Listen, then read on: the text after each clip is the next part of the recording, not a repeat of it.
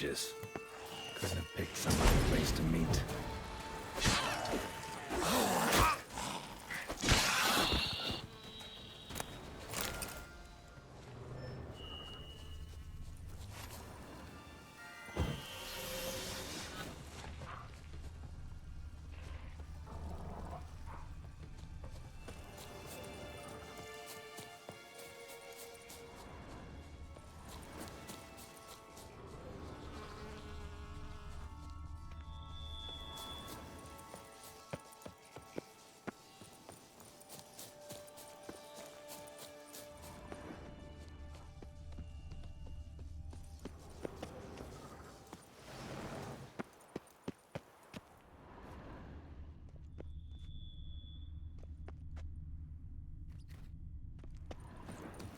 Did chasing down witches make you go grey? A clawed up mug, strung out hair.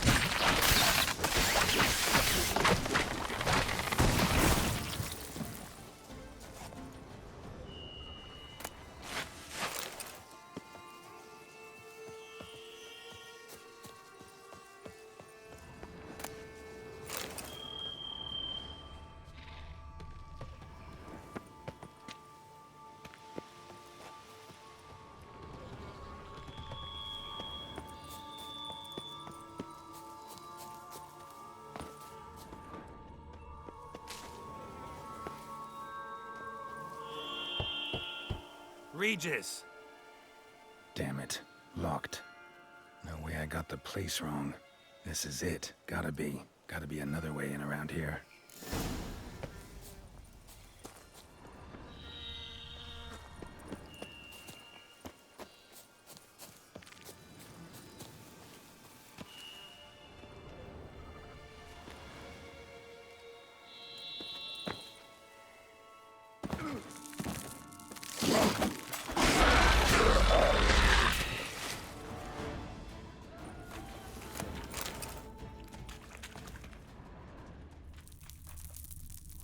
Decaying bones. Kikimores must have tunneled into the grave.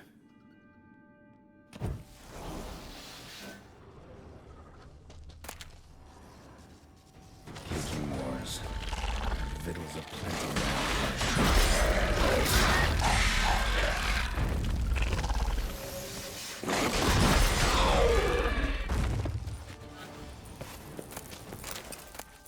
Kikimore eggs. Need to incinerate these to ash.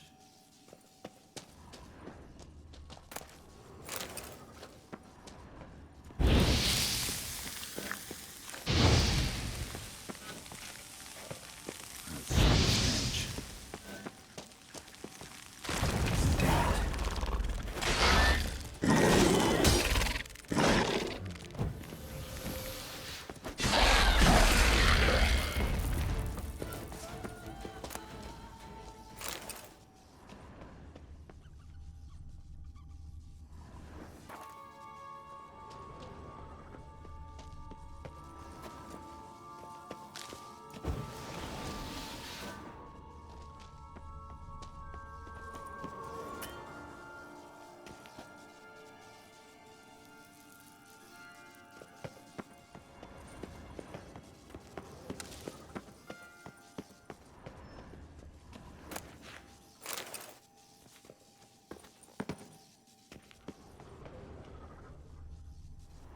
Someone placed an illusion here.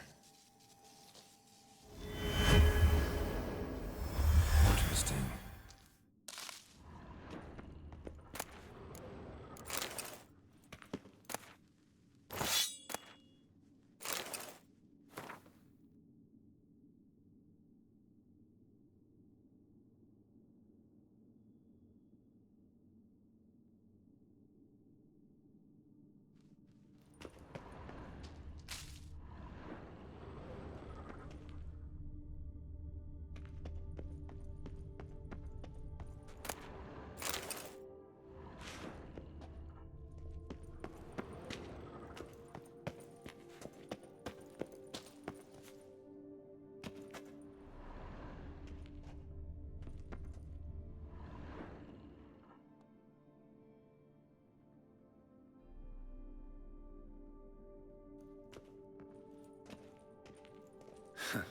Agreed to meet a vampire at a cemetery.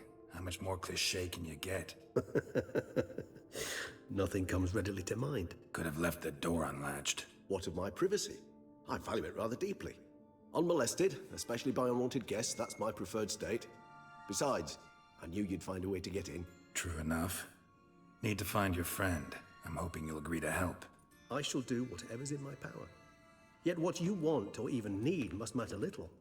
What matters is what Dettlaff wants. If he does not wish to be found, you will not find him. Ever.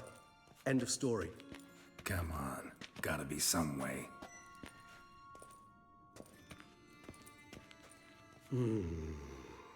Vampires can evade detection by the senses, and no divination magic works on us. Even the most precise megascope would be useless. And this? Could this help? Wherever did you get that? Off one of the beast's victims, found by a bend in the river. Body was chopped in pieces. 3 of those pieces were hands. Hand with the ring seemed the odd one out. Abruxa had taken an interest in it.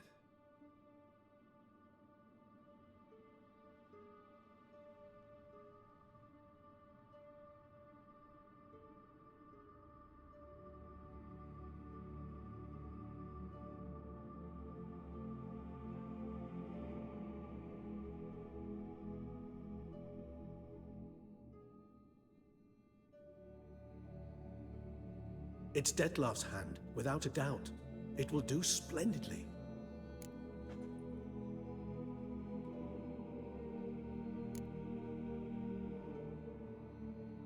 Ring's pretty intriguing. Made of no metal I've ever seen. And the ornamentation. It comes from our home, where we lived before the conjunction of spheres. It's actually mine. I received it from a dear old friend. You might call him a humanist. He saw us vampires as guests here, guests who owe their hosts, meaning you humans and the elder races, respect. Respect? Meaning not to treat us like cattle to be slaughtered for food? Precisely. And the reason why I, in turn, gave it to Dettlaff. To remind him of the ideals my old friend championed. The hand. What do you plan to do with it? You've heard of Kovinaris' theory of tissue memory retention.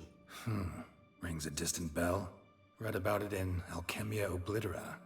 There's a copy at Kaer Morhen, tattered, nearly disintegrated. But if memory serves, Kovinaris never managed to prove it worked. He did prove it, just never managed to publish his findings. He and I corresponded, you see, after we became friends. Thus, I know he completed his research and performed the first tests. It's complicated, so without delving into details, it is possible to use any piece of tissue to reconstruct what a whole body experienced. How's it work?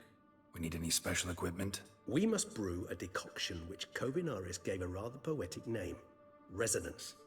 Once imbibed, it sends one into a trance similar to that induced by narcotics. This triggers visions of events linked to strong emotions experienced by the tissue's owner. Picture it as dreaming a fragment of someone's life. Any chance we might see what Dettlaff was doing just before he lost his hand? Indeed. Though I also hope resonance will reveal the location of Dettlaff's hideout.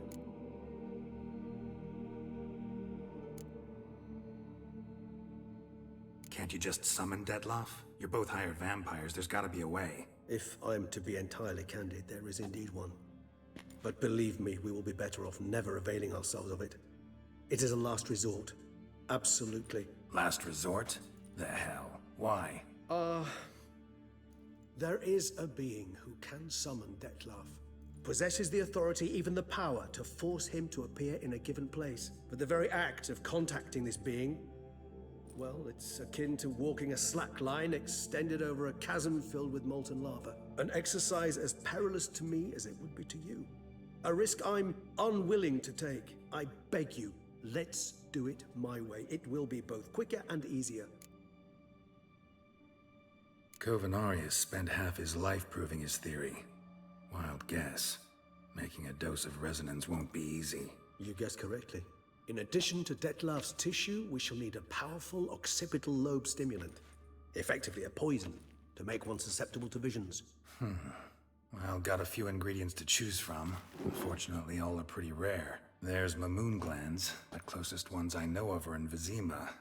A spotted white saliva would also serve, but they were culled to extinction over a century ago. Could go with a kobold's eyes, but the creatures are sentient. Rather not gouge one's eyes out. Given that we lack the time to sleuth this out ourselves, permit me to summon some help.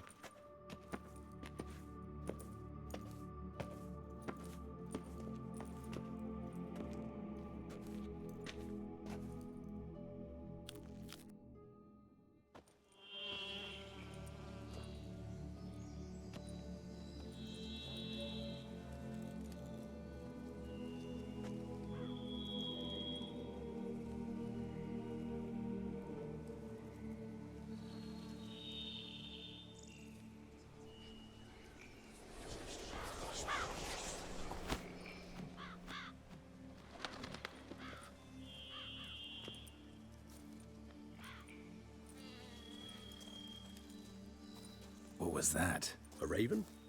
Rather a common sight at this latitude. Very intelligent fowl. I asked him to look for the creatures you mentioned. Him and his brethren. Perhaps they'll find one in the area, and I would hazard that a flock of ravens will spy any said creature faster than a solitary witcher would. With all due respect to your skills, my friend. It will take them some time, nonetheless. So, perhaps you'd care for a snifter of mandrake.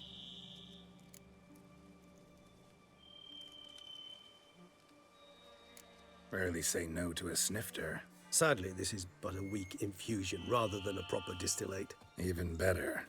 I remember your mandrake hooch. Made people say things they'd have rather kept to themselves. Now, what could Geralt of Rivia prefer to keep to himself?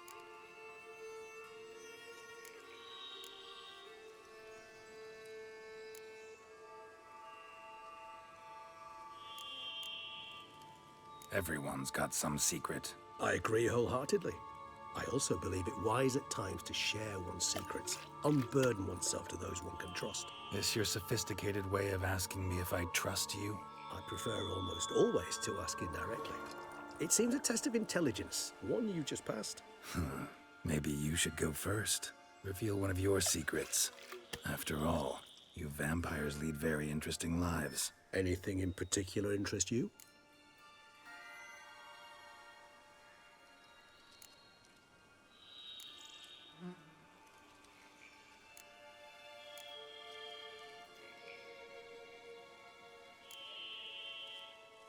Always fascinated me the way vampires can regenerate. A hand growing back is one thing, but Dettlaff recreating you out of a wet smear? Something else entirely. A difficult and laborious process, but one that's possible, as my presence proves. But I've heard you too had quite the adventure. They say you lost your memory. For a bit, but Triss helped me get it back. Actually, pretty damn lucky I only had amnesia. Yes, you humans are rather buggered in those terms. To strip you of life is, well, it's just plain easy. I've always pitied you in that regard. We vampires are much harder nuts to crack. If a member of another race kills one of us, we can be reborn with a living higher vampire's help. However, if one of our own strikes the deadly blow, death is permanent. There can be no rebirth. One of the chief reasons why vampires long ago swore never to fight one another.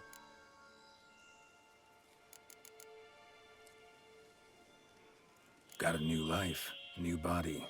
That give you a new start? Blank slate? Starting all anew is a very broad concept. What exactly do you mean? Your blood addiction, say. Wondering if your body's the same, if it still remembers. Maybe if you drank now, you wouldn't get hooked. All addictions are a form of slavery. Re-addiction's not a risk I'm willing to take, just to test a hypothesis about corporeal regeneration and whether propensities carry over. Fair enough. Curiosity, that's all. Sorry. Not to worry, Geralt. Curiosity's a natural reaction under the circumstances, apart from which I've always valued that trait in you. Gotta ask you the big question. One everyone wonders about. What happens after death? You wish me to tell you if the human belief in the gods is well-founded? Well, that I do not know. We vampires differ exceedingly from you humans. Our matter, that of which we are composed, can exist without form. We require neither a heart, nor a brain, nor air to breathe. But were you dead? As humans understand death, yes.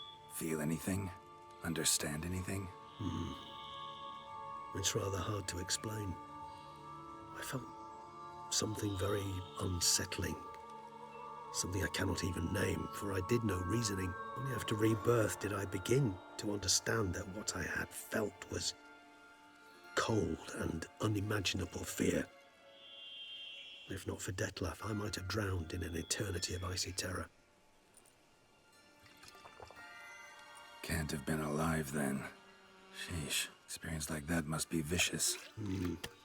Indeed, it's hard to compare to anything I know. Yet you are aware we don't see death as you do. The way you cling to life, we find it entirely peculiar. You are mortals, ergo it's a foregone conclusion. You will die. It's but a question of time. Thus, I often find myself wondering why you try so very hard. To die at 20 years, 40, even 100, what's the difference? They're all but the blink of an eye. Depends on your point of view. Man who's got 1,000,000 crowns to spend can't possibly understand one who's only got 20. Very true. One's outlook can indeed change much. Curious what you did after you were reborn. As I'm sure you can surmise, at first I was thoroughly absorbed with recovering. As it is, I've still not recovered completely. Yet I was so weak the first year that I could not stand nor move on my own. Detlef bore my weakness bravely, showed great patience. If not for him, I wouldn't be here, and I'd have regenerated far slower. Once I could at last stand unassisted, I set off for Bruges, for my one-time home of Dillingen. There I led the peaceful life of a rural healer and surgeon, enjoying my neighbours' respect and, in fact, constituting the exact opposite of the monstrous vampire the populace imagines. Bruges, you say? Rebirth make you sentimental? Perhaps a dash. But what of you? Where have you been? Ever find your Cyrilla? Back then, yeah. But we parted again soon after. And when the time was ripe, she came back. Defeated the wild hunt together. Seemed I certainly missed quite a bit while I was absent. True enough. But it's a conversation we'll have another time. Need to know more about you now.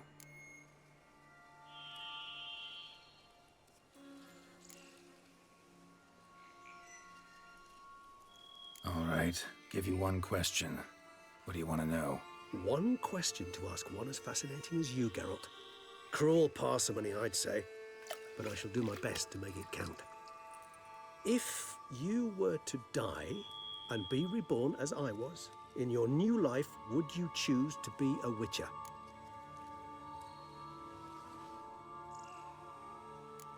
See, Regis. Doubt I'd know how to be anything else. Ever tried? See, you're determined to get an answer, to find out if I like being a witcher. Just refuse to ask directly, as always.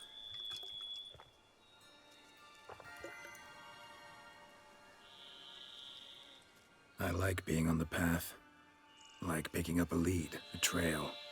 I like the tension right before a fight. And nothing gets my adrenaline flowing like battling a beast. Even gotten used to people treating me like a freak, an outcast. Yeah, not something I think about much. but I like being a witcher. Thank you for being honest. Honesty is an attribute of the truly brave, and thus a privilege of the very few. Still no sign of your winged friend. Sure it understood what you wanted? Dead certain. Let's wait a bit longer. It'll return soon, don't doubt that for a moment.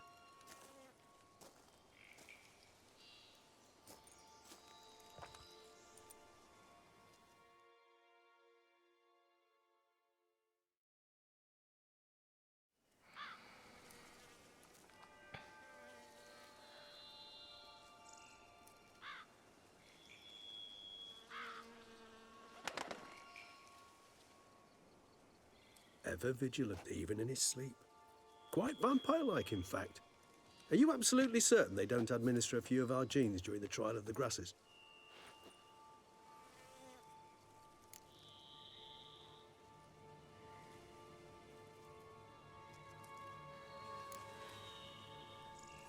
Appreciate the compliment. Got something for me? You were right. No kobolds or mamoons for miles around. Knew it. Allow me to finish. You see, there's this spotted white. It haunts an abandoned residence in the Caraberta woods. Impossible. My brethren hunted down every last spotted white before I was born. Then it seems you must revise your knowledge of spotted whites. For somehow this one managed to survive your brethren's onslaught. It seems I know this home it haunts. Recall a tale about it. Locals believe the place cursed. Perhaps that's how the white survived entirely unmolested.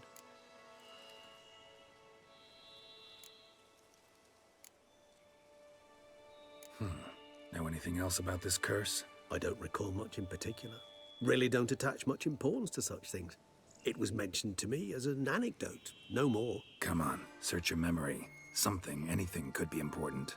I believe it had a relation to hunger, or perhaps greed, rapacity. Someone was punished for something. Textbook definition of a curse, pretty much. Sorry, Geralt, I try not to clutter my mind with the details of every far-fetched tale I happen to hear. What are your thoughts? A specimen of a species thought long extinct, and a curse in one place. That a coincidence, or are they related? Ah, professional curiosity. Personally, I've nothing against you delving into this dilemma, but please remember we need the white's saliva. Nothing beyond that. Whites rarely appear in the woods, even less likely to find them in abandoned human homes. They inhabit remote wildernesses, old abandoned cemeteries. What's your point? This might not be a spotted white after all. Your little helper might have made a mistake. I sincerely doubt it. Ravens are devilishly intelligent creatures, and they've highly developed observational skills. What exactly did they observe? The area around the estate, it's covered in spoons. Spoons? Spare me the skeptical smile. I'm but the bearer of this news. Or perhaps this spotted white is a hoarder. Or the spoons are somehow related to the curse. Let's do this. Start making your decoction while I go get some saliva from that white. Uses it in its brews. Do you imagine the white will simply sell you some? Worst case scenario, I'll bring you its salivary glands. They ought to do as well. For a moment there, I imagined you asking the white to spit into a vial. Quite amusing as a thought, but the salivary glands will do fine indeed. So, see you later. Yes, till later. I shall start by perusing some tomes. Tomes? Thought you were gonna make this decoction. We require one last ingredient. Alas, obtaining it could prove a trifle toilsome. Thus, I hope to identify a suitable alternative. All right. Good luck. And to you, my friend.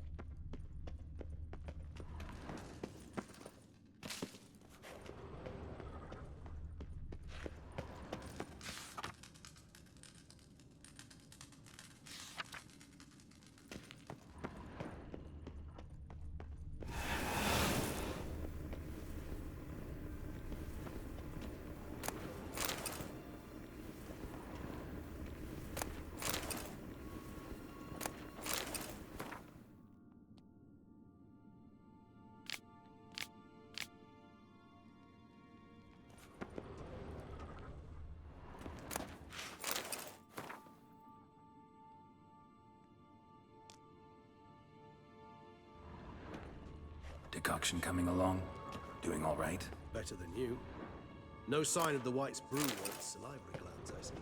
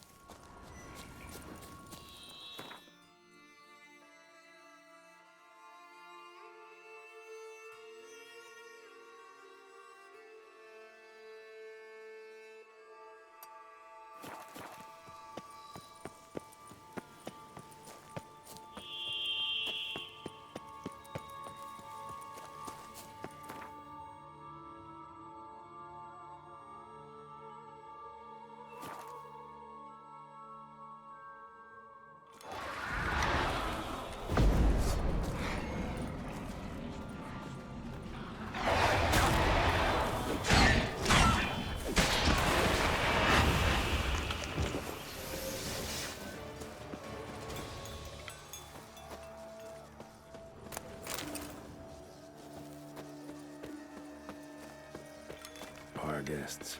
Never a good omen.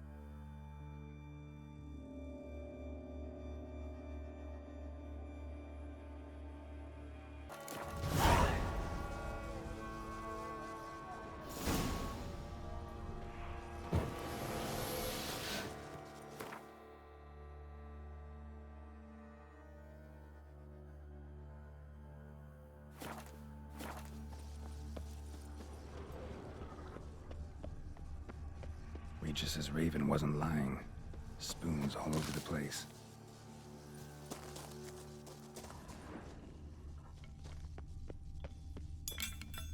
Strange. Get a sense that the spoons are beating out some kind of rhythm. A message. Trying to tell me something.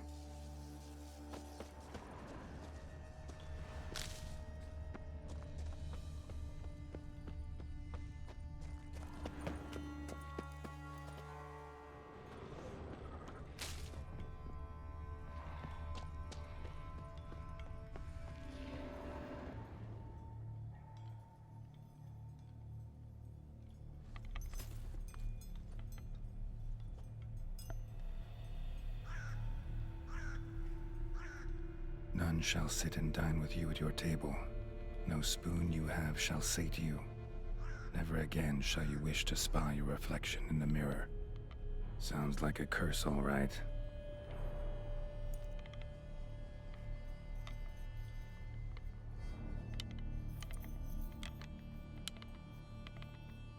Somebody's clearly obsessed. Regis mentioned the place might be cursed. Can't be a coincidence. Need to look around.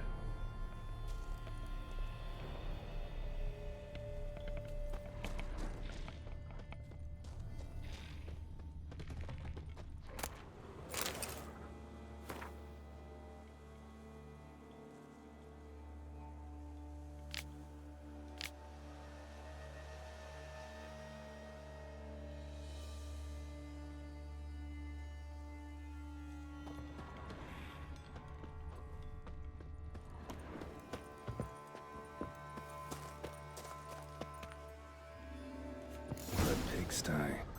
Need to search it thoroughly. Find a way to collect some white saliva. White's obsessed. Real collector. Thoroughbred.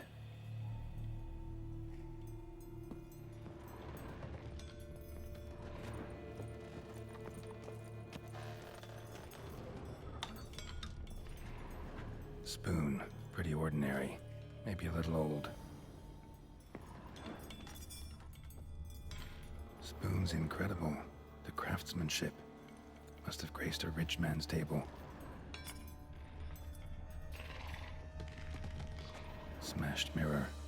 As if someone couldn't stand to look at themselves.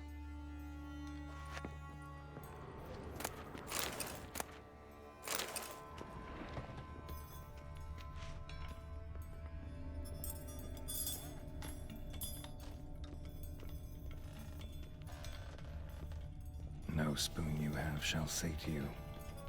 Whatever lives here treated that literally. Still searching for the right spoon.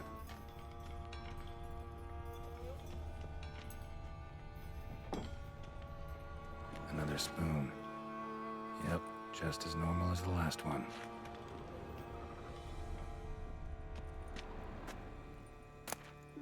A small key. Sophisticated crafting. Tag bears a description. White's a true collector.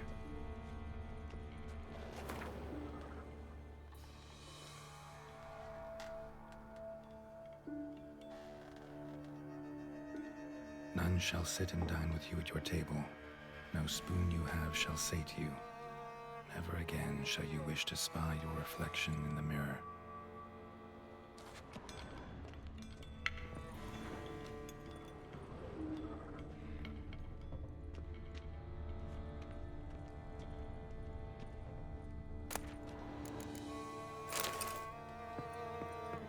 Woman's name scratched into this wooden spoon. Romantic.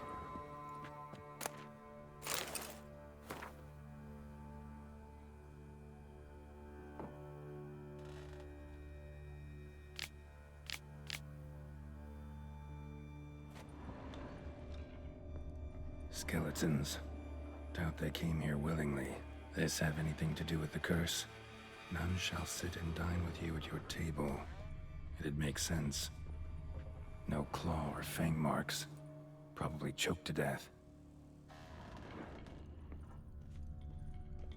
Broken neck. Indentation in the skull's lateral surface. Smacked in the head with something heavy. Right arm bit right off. Teeth all knocked out. Somebody tried to force feed him.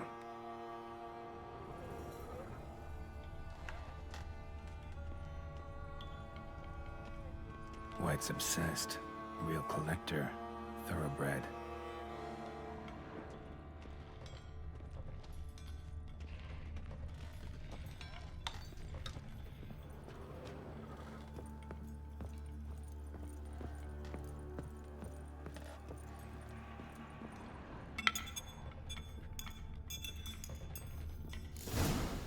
Actually does seem like a White's lair. Bit atypical, but still. Cauldron should be somewhere around here. Spoon, pretty ordinary. Maybe a little old.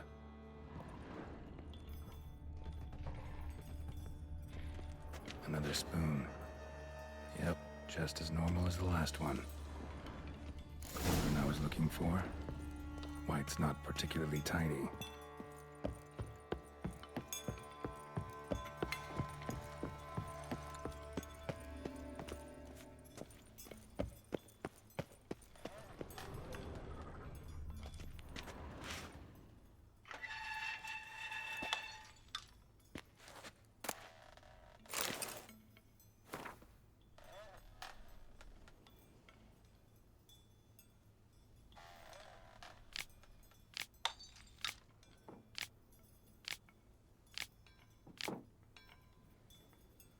Poor girl. Realized she was changing into a monster. Recorded it in her diary. Poignant.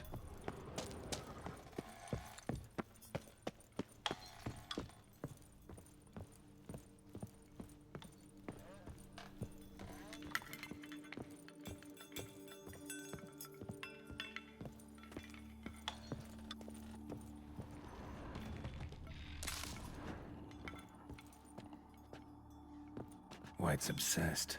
A real collector. Thoroughbred.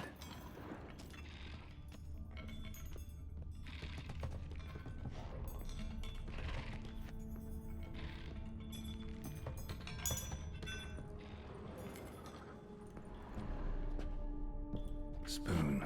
Pretty ordinary. Maybe a little old.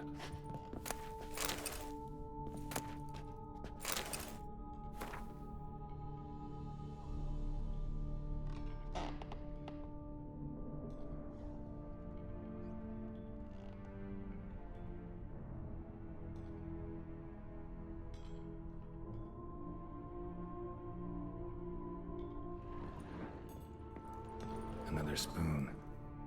Yep, just as normal as the last one. White's obsessed. A real collector. Thoroughbred. Thousands of them here. White's been a collector for years.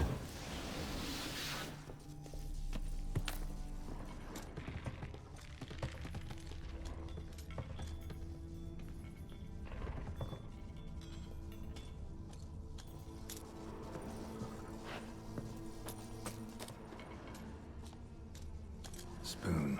Pretty ordinary. Maybe a little old.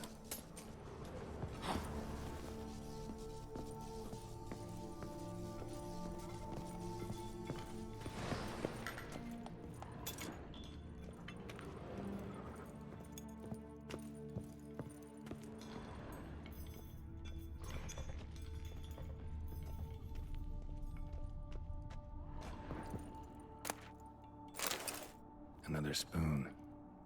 Yep, just as normal as the last one.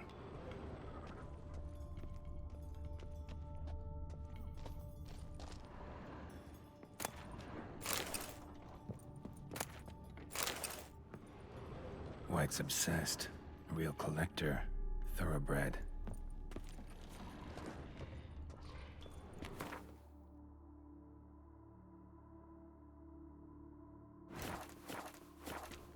Table's set. White, who lives here, is getting ready for some sort of feast. White that lives here, definitely afflicted by a curse, and it's been trying desperately to lift it.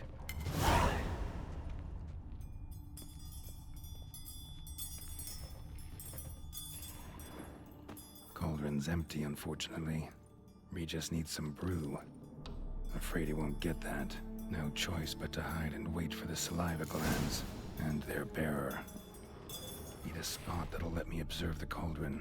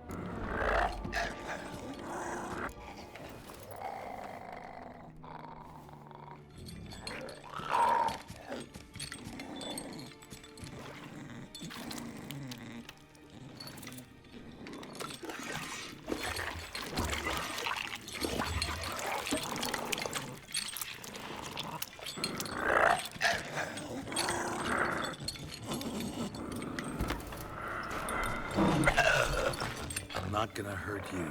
Wanna help? I've seen the words of the curse on the walls. Think I know how to lift it.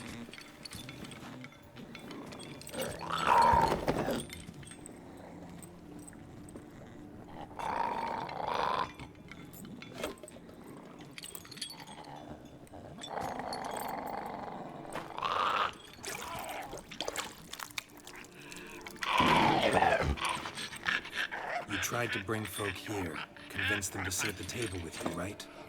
Well, I'm gonna be your guest now. Your willing guest.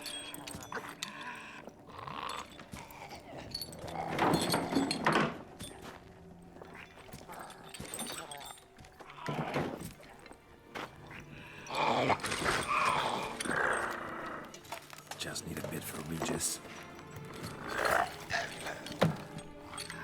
And now we'll tend to you.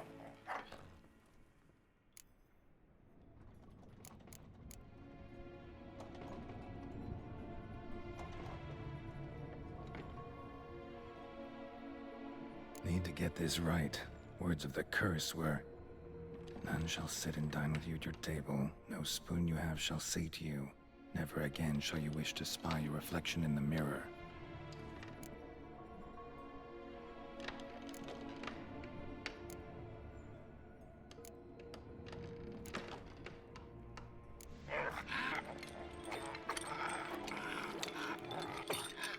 We can't use spoons.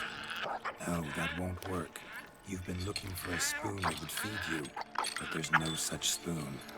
We need to eat without spoons.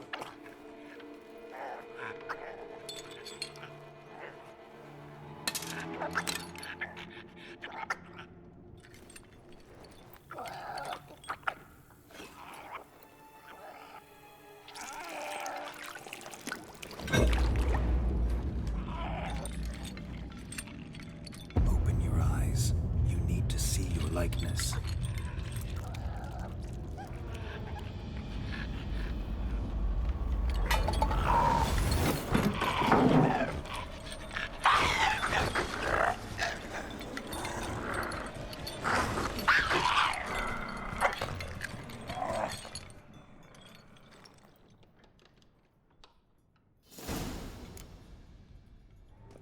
Think it worked. Just not quite like I expected. Need to see what happened to the white. Won't be hard to find given its stench.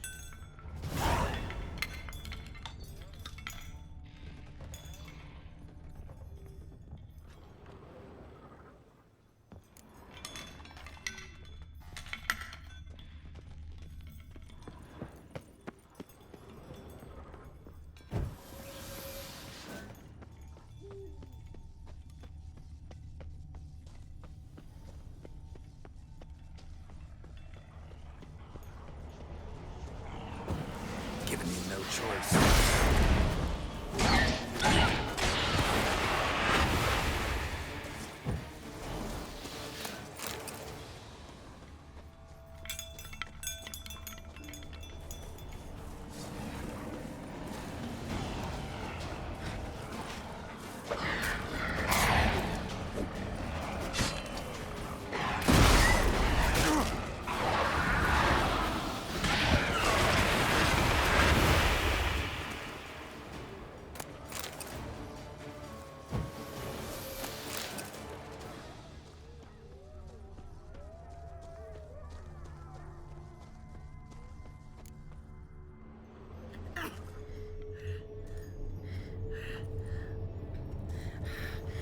Easy. Not gonna hurt you.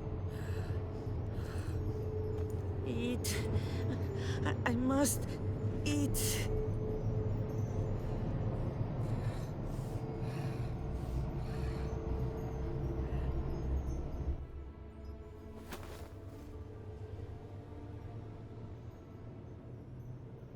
I'll take you someplace safe.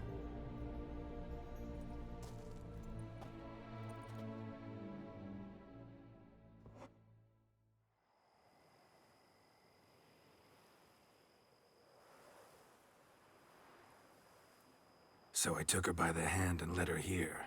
Seemed the only sensible place for her. You did the right thing, sir. She should recover quickly here. Don't worry, sir. I shall see to everything. She is safe here and in good hands.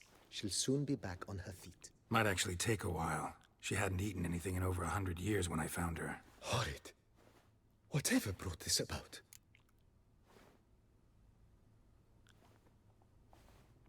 Told me her story on the way here.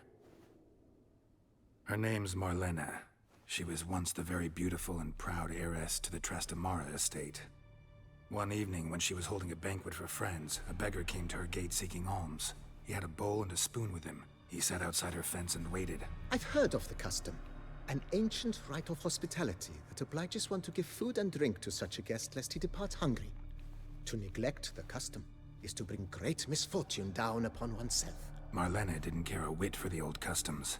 She drove the man off, saying she'd rather feed the leftovers from her feast to her dogs than to give the beggar anything. The beggar then broke his spoon, cast a curse. She was beautiful, so he said she'd never wish to look at herself in the mirror again. Since she adored feasts, he swore no one would ever wish to sit and dine with her. And as she even refused him the crumbs from her table, he swore she'd never find a spoon in the world that would sate her hunger. A harsh punishment. I imagine lifting the curse was hardly simple. Curses are tricky. They play on irony. Always gotta figure out what the catch is. Marlene had spent decades looking for a way to lift it. Transformed into a wight, she stole spoons and lured folk into her home, trying each time to get them to dine with her. Didn't work. So what did? Someone had to sit down and share a meal with her, of their own free will. They had to eat without using spoons, and make her look at her reflection. That's it? That was all it required? Simplest solutions are sometimes the last that come to mind. Besides, when you're a wight, it's pretty damn hard to find willing human company for a feast. I imagine so. But, most importantly, it is now over. Please, don't worry. She will be in good hands here.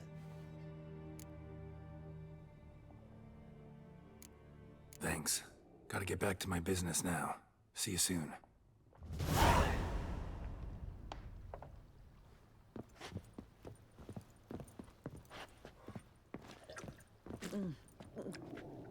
Tasty. So wonderful. Thank you.